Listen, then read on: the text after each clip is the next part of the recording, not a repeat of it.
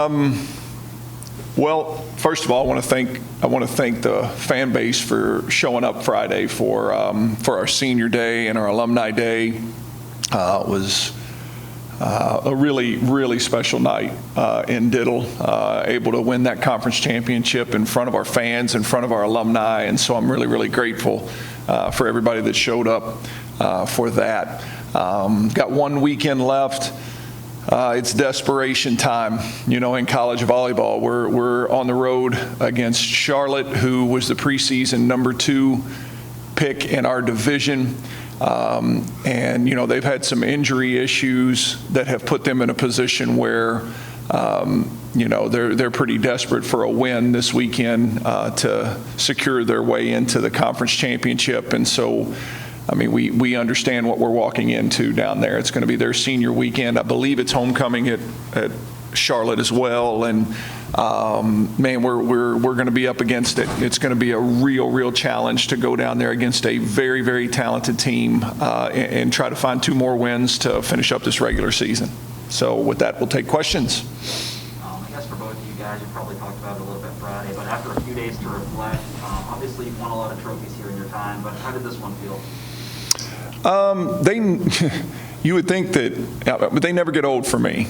Especially, I'm telling you, regular season championships are hard to get because of everything you have to deal with. And, this has been anything but an easy year for us. I know our record looks like, man, they're having a blast and this is easy. And but it's been anything but, playing 2 seasons in 1 calendar year. And it was all the more rewarding for me because we had so many alumni back in the building. So it was just a really special night for me overall.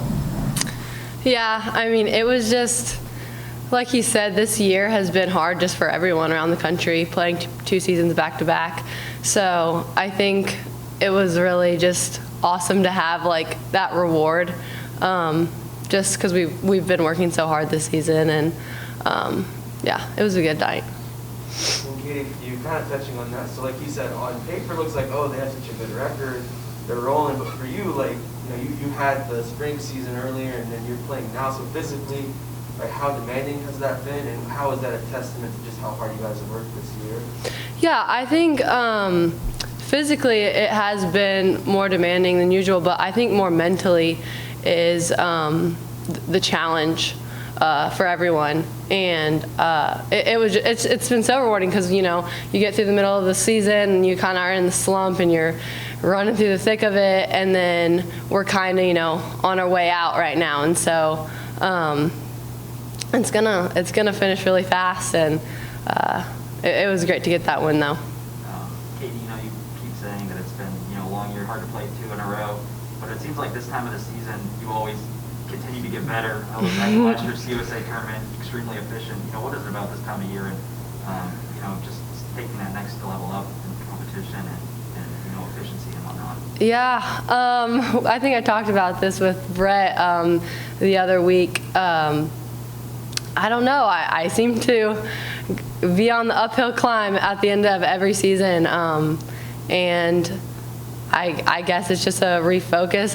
Everything's clicking, and I think too, just having confidence in my entire team.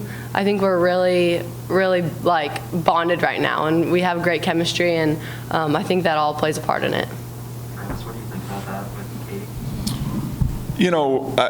I think one of the things with Katie is she has such a positive outlook on life in general that, when it starts, the grind really sets in. I don't know that it affects her the way it affects everybody else always, because she's just a great young woman, and you just don't see her have bad days. And, there's a lot of kids, Katie really struggled in the first half of this season. And, there's a lot of kids that would send into a downward spiral. And, she was frustrated. There's no question. She was frustrated, but she just has such a positive outlook. And she always comes back and just goes back to work the next day. And, as a coach, if you have to choose, you want the ones that elevate their game when it starts getting the most important. And so, we hope that she repeats that and continues to finish strong down the stretch. Coach, you said it, that on paper it was like you guys are having the time of your life. There's some things that you as we go into the postseason, what are those things that? Yeah, we still need to. It's been such a strange year on the defensive side because if you look at the statistical stuff nationally, I think we're in the top 5 in the country in opponent hitting percentage, which is extraordinary. But I think we all feel like that there's room for growth there still. I think we all feel like we can, there's 3 phases of defending: serving, blocking, and floor defense. And I think if you ask our team, even with me outside the room, I think if you ask our team, they would tell you that we can still be better in every phase defensively, and that's going to be put to the test this weekend. Charlotte has a pair of outside hitters who are as good as any player in this conference, and they're going to be riding high and playing for their season and playing for the conference tournament, and how we defend is going to be the tale of how this weekend goes for sure. Coach, after the game on Friday, you're saying that was so special about the locker room is the culture where younger players like the freshmen look up to older players and learn from them. I know you kind of answered this earlier about how this year's been different. When you look at just that culture and those freshmen who want to learn and get better, how much potential does that give you guys in the postseason and really just beyond that? Yeah, the future is definitely bright in our program where we've got a very talented group, but I think this is a year that truly puts everyone's culture to the test. And, with us having 18 players in our locker room and you can only play 6 at a time, it tells you that there's a lot of really competitive athletes that are not very happy with where they are in terms of playing time.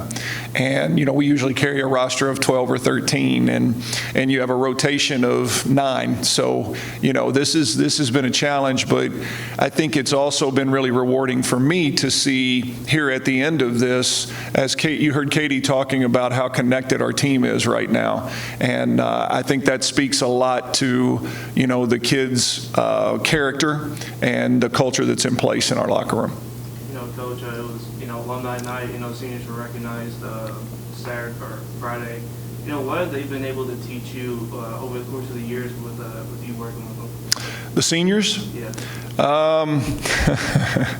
Well, this is a really interesting group. I don't know if it's because, they've had an extra year. A lot of them have had an extra year, but with those 6, as they walked out with their families on senior night, those 6 each have such an extraordinary story. No 2 paths have been the same for those kids, but they're all stories of kids that, they walked in that door as a high school kid, and seeing who they are as they walk out the door, it's just really special for me. They're so very different, all 6 of them. Their paths have been so very different, all 6 of them. Some of them have played. Hallie Shelton's played more matches than anybody in the history of our program. And then you have other kids that haven't played as much that are every bit as important to this story, as Hallie Shelton or Nadia Judenet or anybody else. And it's just a really, really cool thing for me to see how important, we are the true definition of a team, because you see how important every role that's being played is. And it's just taught me a lot about the importance. Some puzzle pieces are maybe a little bigger, or have a little more color on them, or whatever the case may be, but there's no piece that, if it's missing, makes your story complete, and this is a pretty complete group of kids. Coach, I know you said defensively you guys are going to be challenged this weekend. I think you also said they've had some injuries. I was just talking to Brett. He pointed out one girl on their team had 88 swings this weekend. I guess on paper, or on film, what's the scouting report on these guys?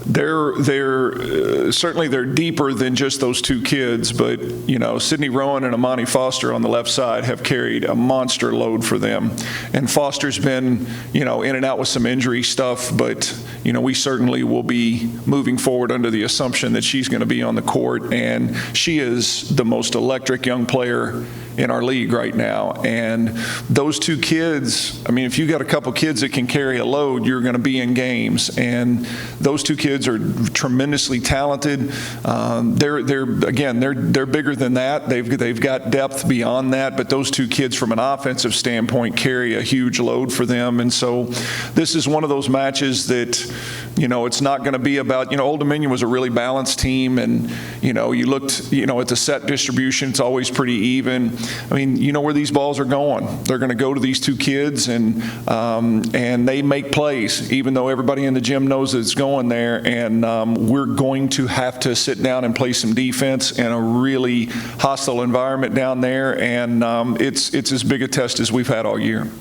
Katie, I know that there's still a lot of work left to be done, but you guys only lost 6 sets, not matches, sets throughout the entire season, with that spring season also in play.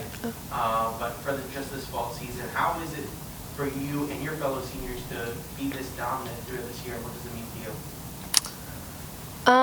you? It means a lot. I mean, that's all I think our whole team wants for our seniors. Like, we are so just grateful for them to come back and play another season, and obviously we love them so much. And I think that's the biggest reward that we could give them is being ready every single night and giving them as many wins as possible.